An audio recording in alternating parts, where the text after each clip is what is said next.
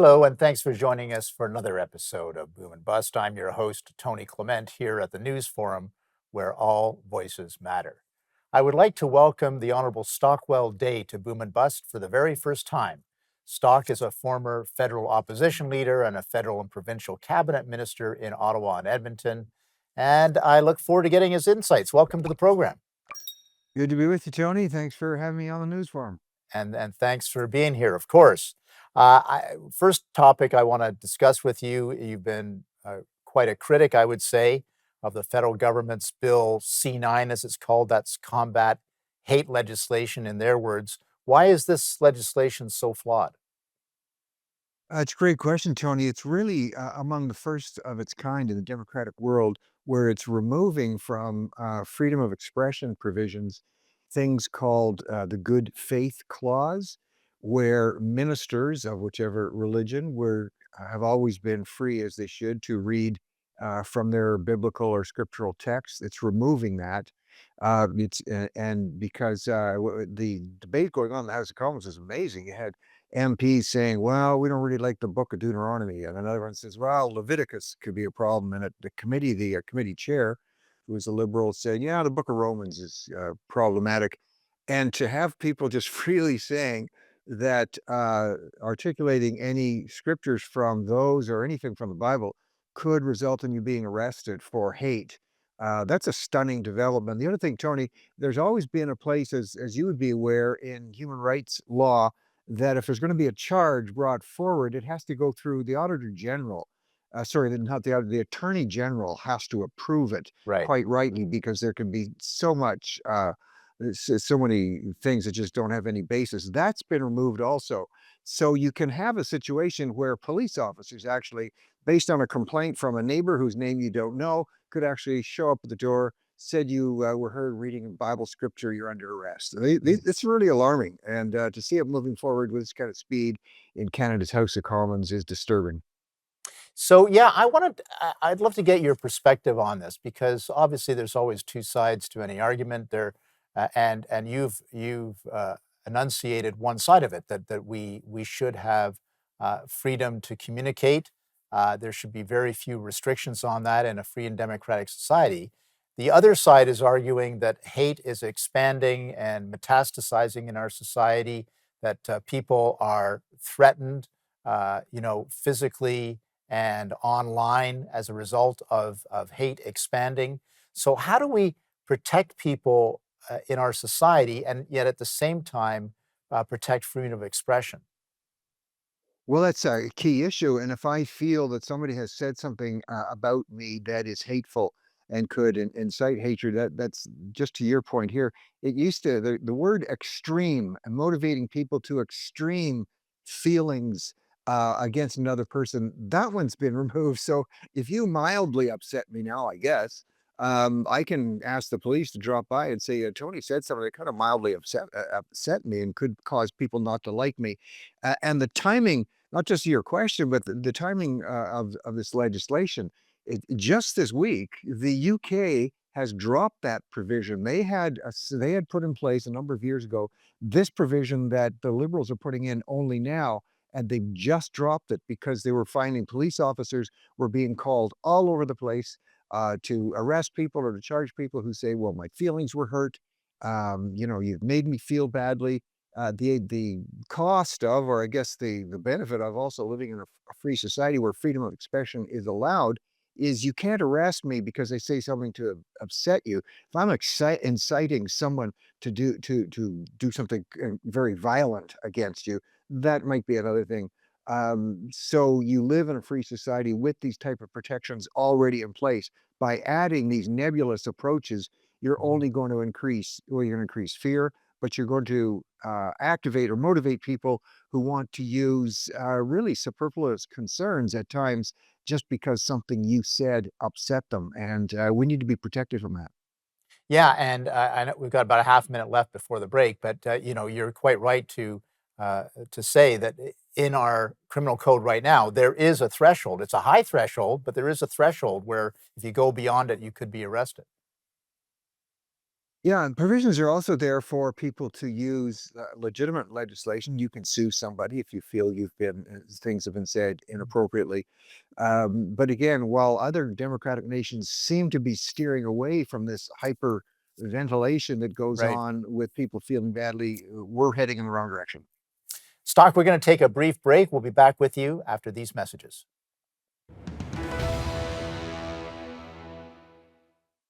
Welcome back to Boom and Bust. I'm your host, Tony Clement, having a conversation with the Honorable Stockwell Day. He is a former federal opposition leader. You've been reporting and commenting on the precipitous rise of anti Semitism in this country. What should be done about this? Well, it needs to be pulled back. The whistle needs to be blown on this. And just for your viewers, somebody who criticizes the Israeli government or criticizes the politics of Israel, that's not anti-Semitism. But what you're talking about when the focus is on targeting people just because they are Jewish, that's where you've got the problem. And it's really expanding. Well, we see it expanding around the world. It manifests really, it's most obvious in the streets of many of our nation's cities now, where, people chanting death to the Jews. We just talked about speech. Now there's incitement that should be looked at, Mhm, screaming death mhm. to the Jews. Um, from the river to the sea, that means that's the Hamas-based cry to eliminate Jews from the river all the way to the Mediterranean Sea. And you've got a situation right now. Just recently, our Canadian court ruled that a student at McGill University who wanted to be the whole approach to having nothing to do with investing in any Jewish business. This is they were saying we don't want the McGill University to be involved dealing with any Jewish business people at all. A Jewish student raised that. Can we roll that back, please? The administration just said no. We're going to continue to look at ways in which we can rule against Jewish related businesses just because they're Jewish. Tony, that's alarming. That goes back to not just McGill, but many universities' history. But McGill's university, right up until the 1950s, they Mhm. actually had a quota on the number of Jewish professors they could have. So the rise of anti Semitism, actually attacking people just because they're Jewish, is alarming. And we've got to wake up to it. Yeah, so is it a combination of government and civil society, or what do you see as the way forward on this? Well, I think, yeah, that's a good question. Governments now, look, this is a touchy area, but there are other forces at work now. We have, for instance, the Prime Minister of Canada has said Islamic values are Canadian values. Well, I think there are some that are. Are they all? Do we do something that broadly sweeping? The war related to Iran right now is problematic. People are saying that we're being driven and motivated just by Jewish impulses when it's not the case at all. We've got Mhm, Iran, mhm. their leadership, which for generations now or for decades has mobilized deathly terrorism attacks all around the world, developed nuclear capability. There's a conflict going on, and everything, when things are just simply getting blamed by the Jews, you have to look behind it. Who's motivating it? Who's pushing it? And why do they want Jewish people, or specifically Israel, not just shut up, but in fact shut down? Right, right. Well, this dovetails nicely into my next question for you, actually, because of course you were a former Minister of Public Safety for Canada. How bad is the infiltration by Iranian terrorist groups in this country? Yeah, it's significant, Tony. It's uh, the present government was later getting to the table in terms of even designated what's called the Iranian Revolutionary Guard as a terrorist entity. It is bad, and there are people. I mean, I guess still by law, I have to wait a full 25 years before I can tell you the deep, dark secrets going on in the world. Yeah. But the infiltration is very significant. There are people, you hear about terms used, sleeper cells and this type of thing. It's more the fact that many individuals have been actually radicalized. We know clearly from the Ayatollah and his regime, and now the new Ayatollah, who we think is still alive, They very clearly have said and stated that it's the job of their particular brand of radical Islam to actually kill not just Jews, but Christians. You've got Israel is the little Satan, the United States is the big Satan, and we have thousands and thousands around the world of young men radicalized to do this who are in our country. So letting people in, we believe in immigration, absolutely, but letting people in who don't meet some kind of standard of saying they are not of the point of view that they should be killing people just because they're not Muslim or Islamist. Those type of things, we have to bring in stricter standards and then enforce the ones we have, because Right. indeed we do have people in the country, honestly, who are disturbingly close to taking some of these actions. We'll be back with our special guest, the Honorable Stockwell Day, after these messages.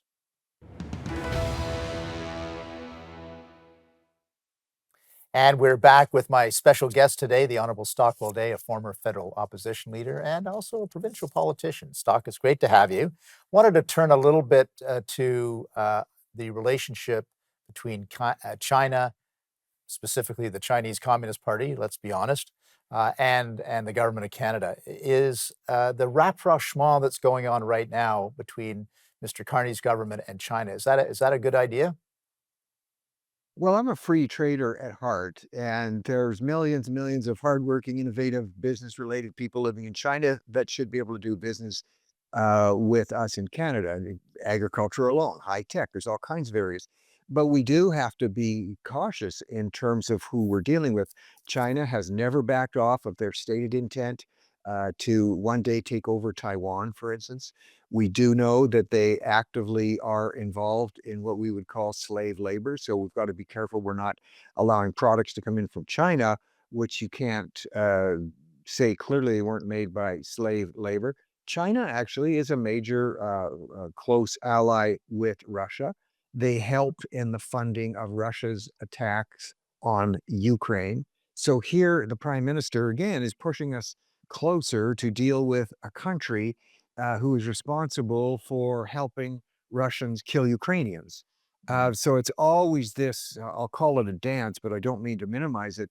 It's always this tension between how do we allow our citizens to trade freely and benefit from innovation and from competition, and yet not be helping a government that has malicious ends are clearly in view. That's the challenge.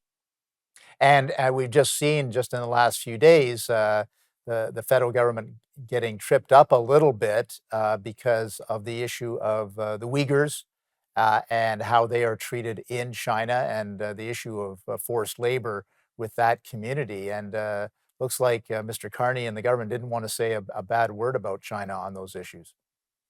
Yeah, that's a great observation, Tony. Very timely also, because one of the people who walked the floor, who left the Conservative Party, MP Mr. Ma, it was very embarrassing to the Prime Minister just recently, where Mr. Ma was sounding like in a committee that maybe China isn't doing these nasty things. Maybe they're not doing any slave labor, and he had to apologize. And Yeah. I'm sure the Prime Minister was wondering, "Oops, what have we done here?" So these are very real concerns. You know, I've as Minister of Trade, I did a lot of trade negotiations in China.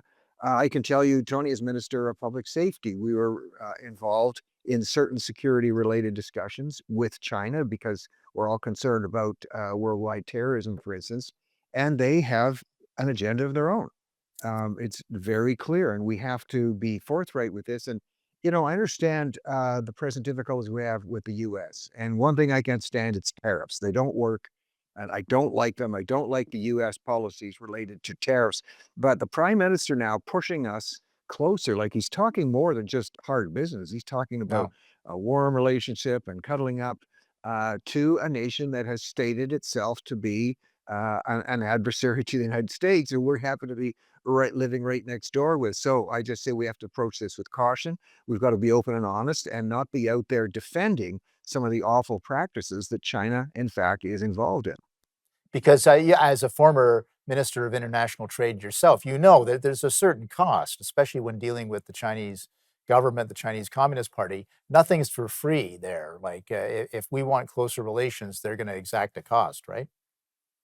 always comes with a cost, and we should be demanding similar things. For instance, we have more that we could be doing with the cursors that are made, the chemicals that are made to manufacture drugs like fentanyl, which of course flood our streets and are responsible for thousands of our young people Mm. dying every year. There's ways to clamp down on that. A lot of that comes from China. And China says, well, we can't stop these drugs flowing over. Oh, yes, China has great and powerful ways to stop things happening. These are the things that should be two-sided. We shouldn't just be opening up our borders and letting things in when we still have great concerns. It's possible, it's doable, but we have to be as tough with them as they are trying to be with us. We're going to take a break briefly, but I do want to plant this question, give you first 10 seconds, then we'll go into the next segment. But you've been a social commentator as well, Stock, let's put it that way, a commentator on our culture. What's your take on the impact of social media on our kids?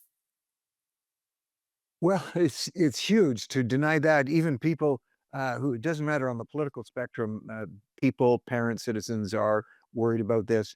But we do know that a significant amount of what kids are watching, I'll say kids, I'm going to say anybody under 30 looks like a kid to me, Yeah. um, are influenced. They got to realize they're being influenced by significantly left leaning, um, let's just say, powerhouses of thought.